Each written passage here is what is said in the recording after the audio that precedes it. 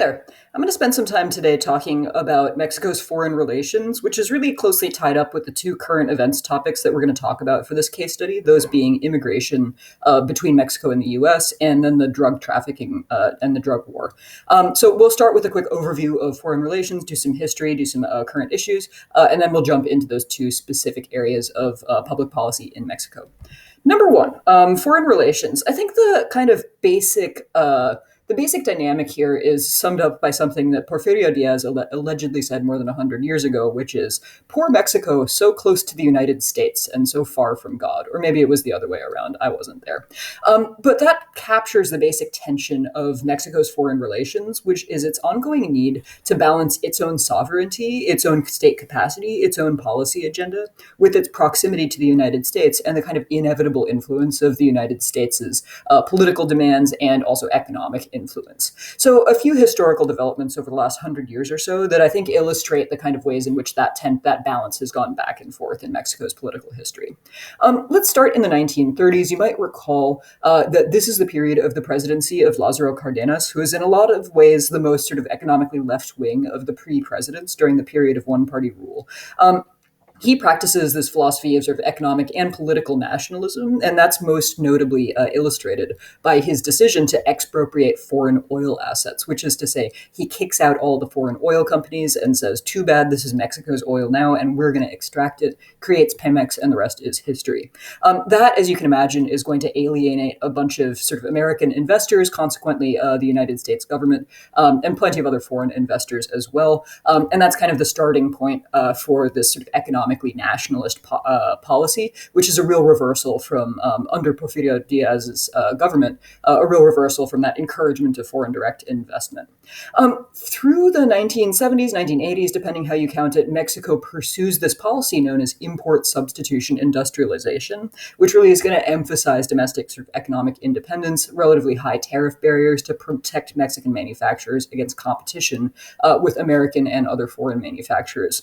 Then one other thing that kind of throws a wrench into the US-Mexico relationship is that between the 1960s and the 1980s, Mexico, though certainly never really communist itself, or even particularly socialist, I would argue, is going to lend its political and financial support to a variety of revolutionary movements, usually on the left side of the political spectrum, elsewhere in Latin America. And particularly in the context of the Cold War, that's going to arouse some suspicion and some hostility among American politicians. Then the tide starts to turn in the 1980s and 1990s. As you might recall from our conversation about political economy in Mexico, Mexico is going to experience in the 80s and 90s a series of economic and financial crises, and the United States is a major player in bailing out Mexico, along with the International Monetary Fund. And so with those bailouts comes, obviously, some strings are attached, and there's some sense of obligation for Mexico to reverse some of those policies, which the United States had considered hostile. So the significance of U.S. influence is pretty undeniable when the U.S. is making, for instance, gigantic loans or sending large aid packages to support the peso. Related to that, although not exclusively a consequence of that, is this trend towards economic liberalization. You'll recall that the PRI, under one-party rule, shifts its ideology from this kind of nationalist, sort of muscular, interventionist economic policy to a more liberalizing economic policy starting in the 1980s. And so you see liberalization, you see the encouragement of maquiladoras being built in northern Mexico. Those are those factories that basically do assembly and re-export stuff to the United States. You see in 1994, the enactment of the North American Free Trade Agreement, and trade with the United States becomes even more important, although it's already been Mexico's primary trade partner for a long, long time. So starting in the 1980s and moving towards the present, you'll start to see a somewhat closer economically interdependent relationship between Mexico and the United States, a little bit more acknowledgement on the part of Mexico's political leadership that the United States is kind of an indispensable and unavoidable trade partner. But just the fact of geography and demography and the relative size of those economies is going to make that a through line of Mexican history, even in periods where presidents are pursuing a more sort of nationalist agenda. So that's the basic dynamic, and you'll see that dynamic, the kind of inescapability of American influence, play out in the two major current issues that we need to talk about for Mexico, those being migration and the drug war. So let's start with migration. For a long, long time, this is true today, it's been true for quite a while, the United States has been the biggest destination for people emigrating from Mexico, and Mexico has been the biggest source of immigrants to the United States.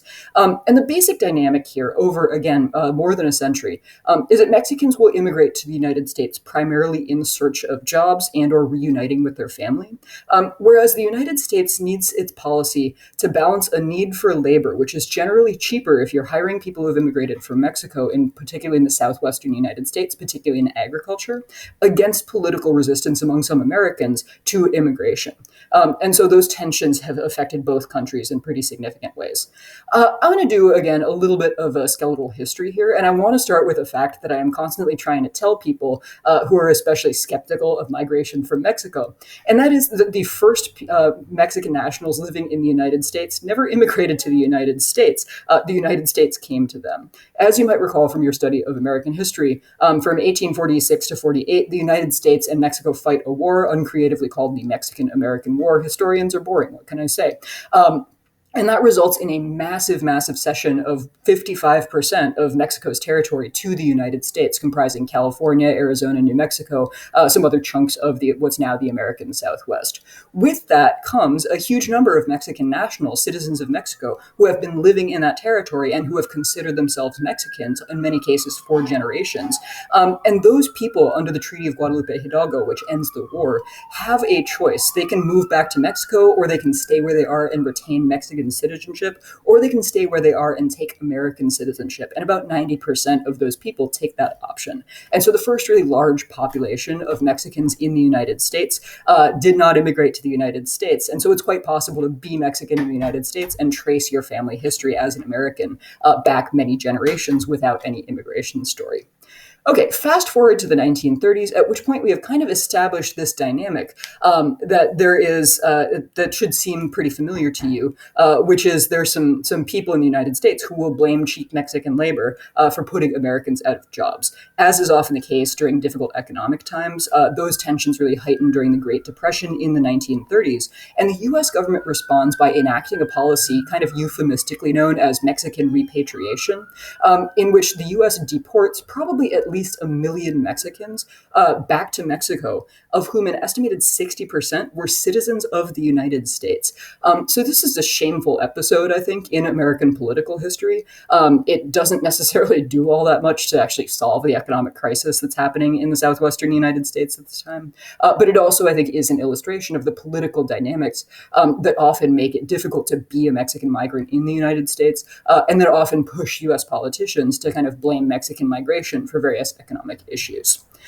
Fast forward to the 1940s, the U.S. economy is going to start to recover, and there's going to be extensive demand for labor, particularly after the U.S. enters World War II in 1941.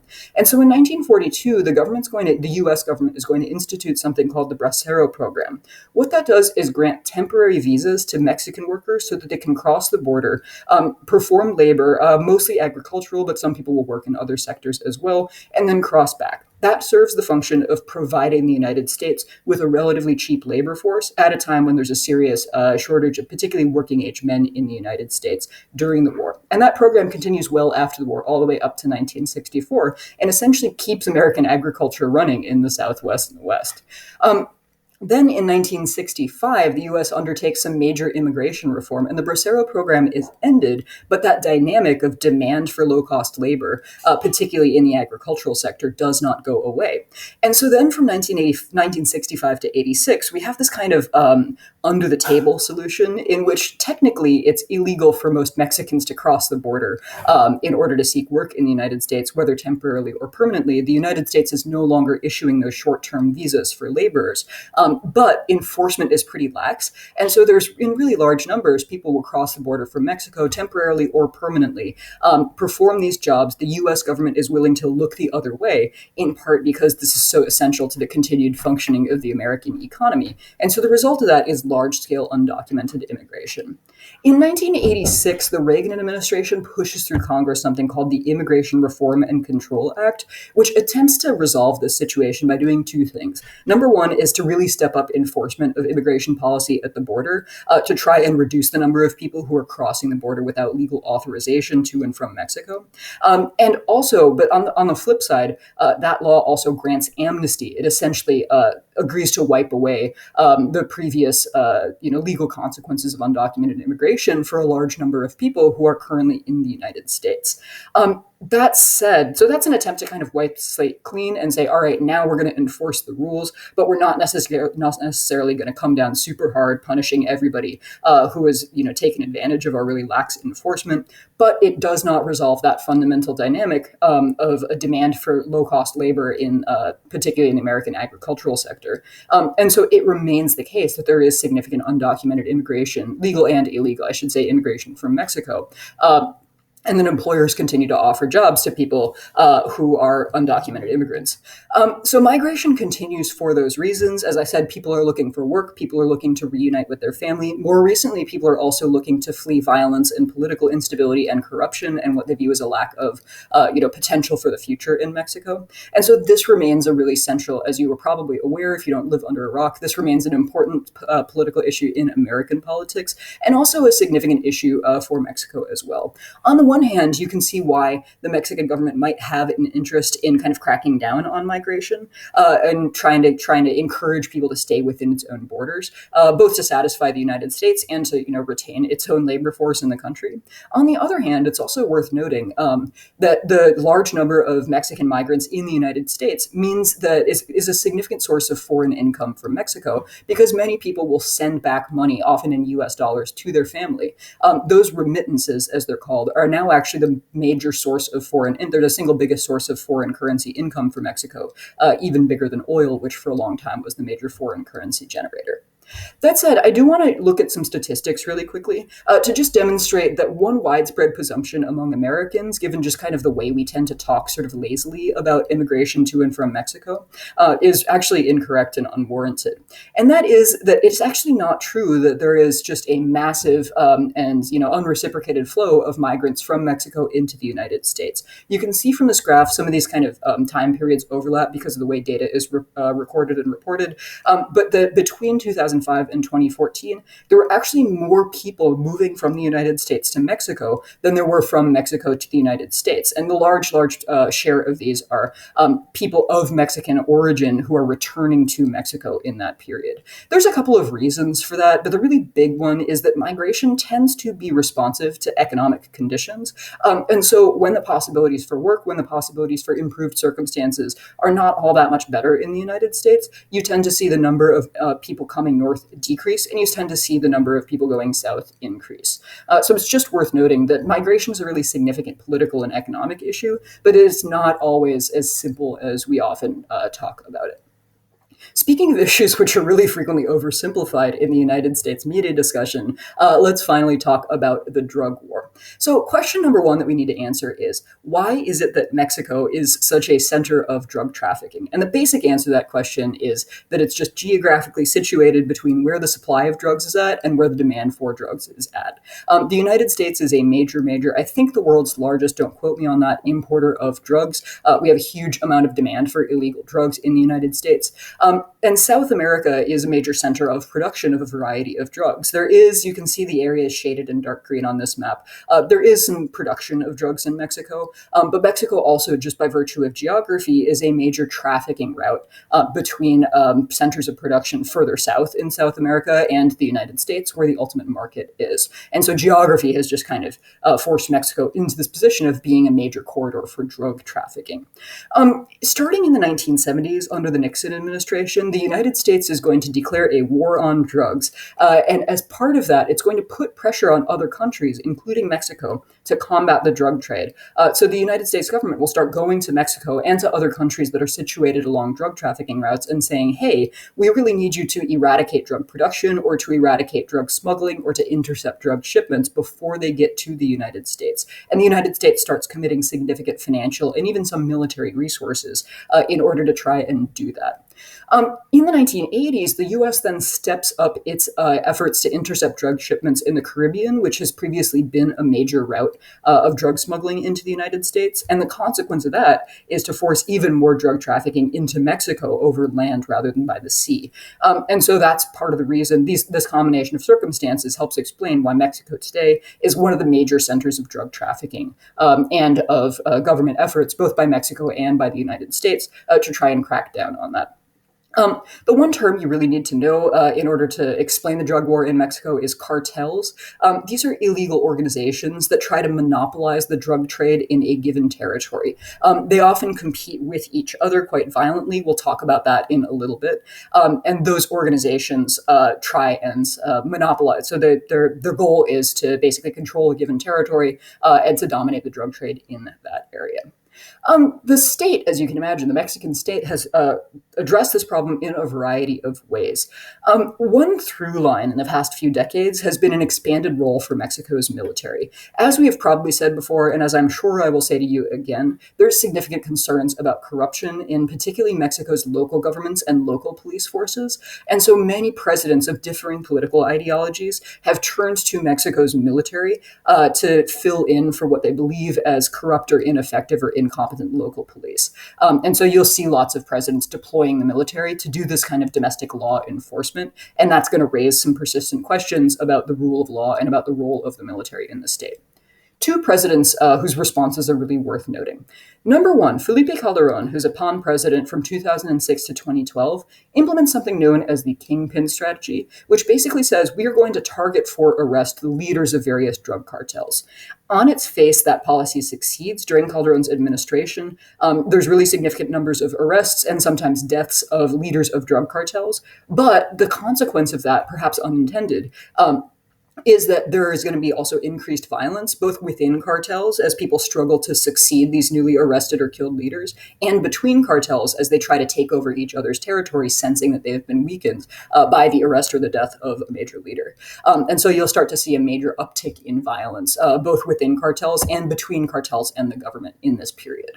Fast forward to 2018, Lopez Obrador, when he's campaigning for president, is going to actually call for the end of the drug war, which is a pretty radical position in Mexican politics. But when he gets into office, he's going to turn around and, I think it's fair to say, not do that. Instead, what he does is create a new institution called the National Guard, which combines some elements of Mexico's police and also some elements of its army and its navy in an attempt to try and professionalize the drug war to create an elite force that will be less corruptible. And that can move around the country addressing issues that are necessary in order to crack down on drug trafficking. As I am fond of saying, as you're probably sick of hearing me saying, it's too soon to say whether this has been a success or not. But I do think it's fair to say that under AMLO, we are not super likely to see just a total end to the drug war in Mexico. Some consequences over the last few decades of this drug war. Number one, most obviously, probably most importantly, is rising violence. So we see, as I said, violence within cartels struggling for territory, struggling for leadership. We see violence between cartels and the state.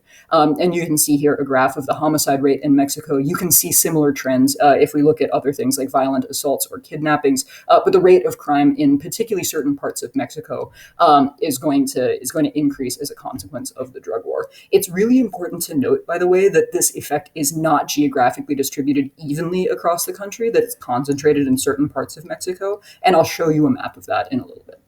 Consequence number two is that the drug war is going to lead to continued ongoing concerns about corruption. So there's going to be some really, really serious issues of local police taking bribes, being essentially receiving payments from drug cartels in order to sort of look the other way. And those concerns will extend not just to local police forces and local governments, but to the highest level of the Mexican government. So you might have heard a couple of years ago, for instance, that the trial of the drug lord El Chapo, one witness actually made this fairly sensational sensational claim that President Enrique Peña Nieto, who's in power from 2012 to 2018, accepts a massive multi-million-dollar bribe from a member of a cartel. We haven't seen this substantiated in court yet, but even the rumor of that kind of high-level massive corruption and graft is going to undermine legitimacy of the Mexican state, is going to undermine people's faith in their government. One last thing to note is that there are some parts of Mexico in which citizens have essentially decided that we don't have enough, that the government is not going to solve the drug trafficking and the violence problem for us, and so we just need to take matters into our own hands. We've seen this particularly in the southern state of Michoacan, where these vigilante groups known as autodefensas, which are basically armed groups of citizens, kind of try and take the law into their own hands. And you might see that as kind of civil society emerging to do what the state can't or won't do, or you might see that as a really serious concern, a really serious challenge to the rule of law, because theoretically you don't want arrests and executions being done by just random private citizens. And we can talk about that together a little bit more in class. One last thing to know in the drug war, because it remains a really significant part of sort of recent political memory in Mexico, it's still kind of a hot button issue, is an event in 2014. So at this point, in this incident, a bunch of students at a teachers' college, they're in training to be teachers, are traveling to a protest in Mexico City that commemorates the 1968 massacre. We talked about this when we talked about the history of Mexico, in which the government massacres student protesters, calling for democratization, calling for less wasteful spending on the Olympics and a variety of other issues. The kind of pattern for these students is that they sort of commandeer or hijack local buses. And as weird as it sounds, this isn't necessarily a super off-the-wall thing to do. It's kind of widely accepted. The bus drivers have a protocol for what they're supposed to do when the students show up every year, demanding that the buses take them to Mexico City. But this time, the local police intervene much more aggressively than they previously would. They stop the buses, they open fire, and they pull 43 students off of those buses, and their remains have not yet been found. The official account of this is that those local police must have been accepting bribes from or even working for some drug cartel, and so the government came out shortly after and said, well, it seems like the police kidnapped these people, turned them over to drug cartel, who killed them, buried their bodies in a dump, and the remains just don't exist anymore. Nothing was left. But there's been an international investigation into this incident, which disputes that finding, basically says Mexico's government doesn't appear to be totally forthcoming with information about this horrific event, and we need to have more investigation of the role of the federal police and of the Mexican military. So kind of suggesting that corruption actually goes higher up than the government might admit. That's worth noting because it's still kind of an open wound in Mexican political memory, and because it's a really good illustration of the ways in which the drug war has contributed to political instability and to a loss of legitimacy for the Mexican state. I promised I would show you a map, so here it is. Again, you could look at similar maps for kidnappings or for violent assaults or for other other indications of drug-related crime in Mexico. But this map does show you that violence related to the drug war is not equally a problem throughout Mexico. And you can see plenty of municipalities that reported 0 homicides in the year 2018. So just worth noting, this is a geographically concentrated problem. It does not affect all areas of Mexico equally. I'm going to leave you with one question to think about, trying to connect this kind of barrage of information about current events to our bigger course concepts, and that is, how does the war on drugs impact stability, sovereignty, and the rule of law in Mexico? There's a lot you could say about this question. There's a lot that we will say when I see you next. Thank you.